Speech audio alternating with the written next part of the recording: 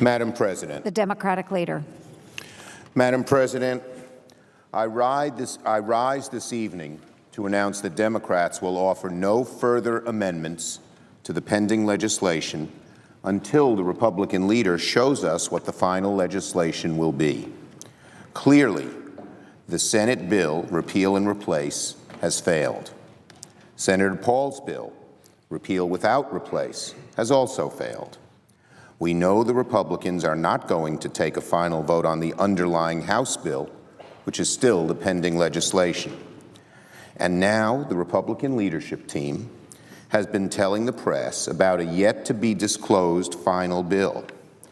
If the reports are true, the Republicans will offer a skinny repeal plan. We just heard from the nonpartisan Congressional Budget Office that under such a plan, as reported in the press, 16 million Americans would lose their health insurance, and millions more would pay a 20% increase in their premiums, at least 20%. And I want to thank Senators Murray and Senators Wyden for working with CBO so that we could figure out what is exactly going on if this skinny bill is the bill that's brought to the floor. My Republican friends come to the floor every day to assail the problem of high premiums. If the reporting is accurate and skinny repeal is their plan, it makes premiums far higher than they are today. We don't know if skinny repeal is going to be their final bill, but if it is, the CBO says it would cause costs to go up and millions to lose insurance.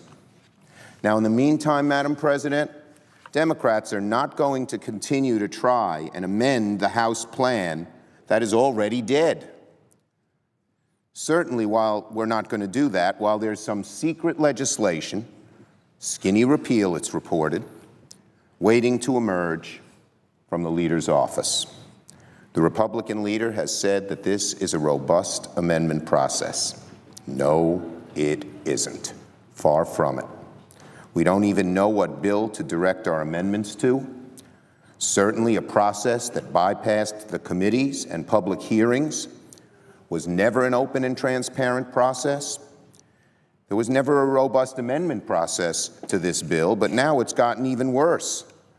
Since the beginning of this debate, we've just been taking votes on amendments to a piece of dead legislation. What kind of process is this?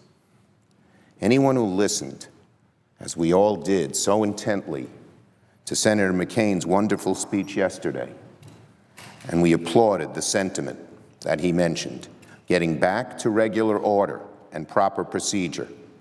Anyone who listened to that speech should blush at this sham of an amendment process thus far. We don't even have a final bill to amend. The idea that this is a robust amendment process, I would say to my dear friend the leader, defies credulity. No one believes it. I'll bet not a single person on either side of the aisle believes it. So, Democrats are not going to participate in this one-sided and broken process. Once the majority leader shows his hand, reveals what his bill will actually be, Democrats will use the opportunity to try and amend the bill. But we have to see it first, and we ought to see it soon, in broad daylight, not at the 11th hour. Until we see the real bill, Democrats will offer no further amendments. Thank you, and I yield the floor.